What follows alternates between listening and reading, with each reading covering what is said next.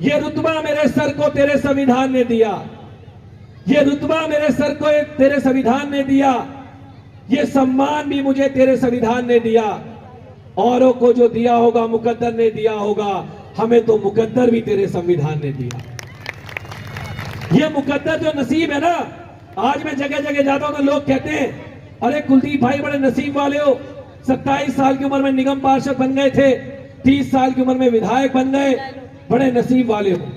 अब 34 साल की उम्र में एक जनरल सीट से टिकट लेके आ गए। मैं उनसे कहता हूं कि मैं नसीब वाला नहीं हूं, ये नसीब लिखने का काम तो बाबा साहब अम्बेडकर की कलम ने किया था, जिस नसीब की वजह से आज हम लोग यहाँ खड़े हुए। और बाबा साहब अम्बेडकर की मुझे एक बात याद है कि बाबा साहब अम्बेडकर ने कहा था कि ऐ मेरे पढ़े लिखे समाज के लोगों, अगर आप मेरे कारवां को आगे ना ले जा पाओ तो मेरे कारवां को पीछे भी मत आने देना। ये बात बाबा साहब अम्बेडकर ने कही थी। तो आज हम सब लोगों को ये बात बाबा साहब की याद रखनी है कि बाबा साहब अम्बेडकर का जो कारवां है, उस कारवां को हमें पीछे नहीं हटने देना है। तो हम सबको उस कारवां को आगे ले जाने के लिए हम सबको इस मिशन मूवमेंट में बाबा साहब के विचारों को घर घर तक पहुंचाने का काम करना होगा। बाबा साहब के विचारधारा को एक एक घर तक पहुंचाना होगा, तभी बाबा साहब अम्बेडकर का जो मिशन है, बाबा साहब के जो विचार हैं, वो एक एक घर तक पहुंच पाएंगे।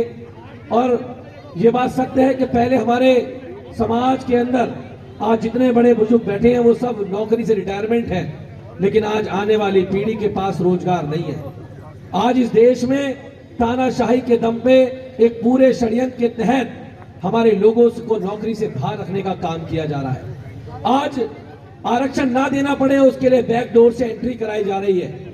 आज बैकडोर से एंट्री करा के IAS PCS इंजीनियर बनाए जा रहे हैं ताकि आरक्षण ना देना पड़े। तो हम सब लोगों को आज सजग होना पड़ेगा, आज जागना पड़ेगा। एक बाबा साहब अम्बेडकर ने देश को जो संविधान दिया है, उस संविधान की बदौलत इस देश में दबे कुचले समाज को अधिकार मिलने का काम हुआ है। इस देश की महिलाओं को, आधी आबादी को बराबरी का अधिकार मिलने का काम हुआ। इस देश के लोगों को, दबे कुचले समाज को इस देश में वोट का अधिकार मिलने का काम हुआ। तो आज हम सबको ये बात याद रखनी है।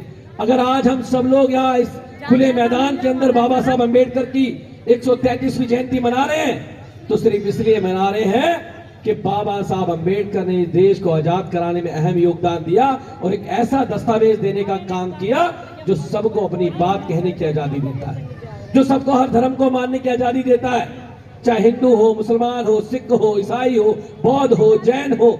इस देश में सबको अपने धर्म को मानने की आजादी है। वो भारत का संविधान सबको समानता का अधिकार देने की बात करता है।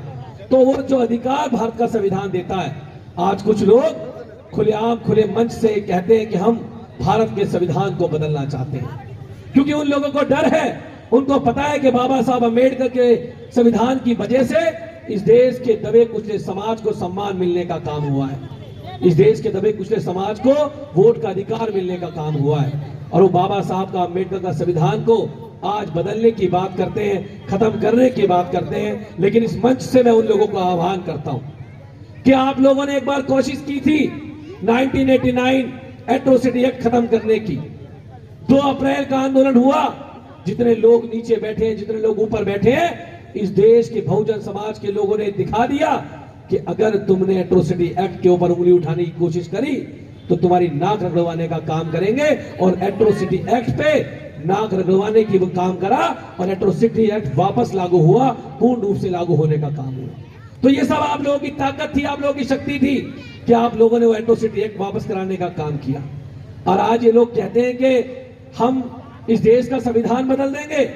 मैं इनको बताना चाहता हूं, जब एट्रोसिटी एक्ट पे तुम्हारी नाक रगड़वाने का काम किया, अगर बाबा साहब अम्बेडकर के संविधान की तरफ उंगली उठाने की कोशिश भी करी, तो बाबा साहब अम्बेडकर के अनुयायी, इस देश के संविधान को मानने वाले लोग, इस देश के लोकतंत्र को मानने वाले लोग तुम्हारी ईंट से ईंट बजाने का काम करेंगे। मैं तुमको कहना चाहता हूं, इतना आसान नहीं है संविधान बदलने की बात करना।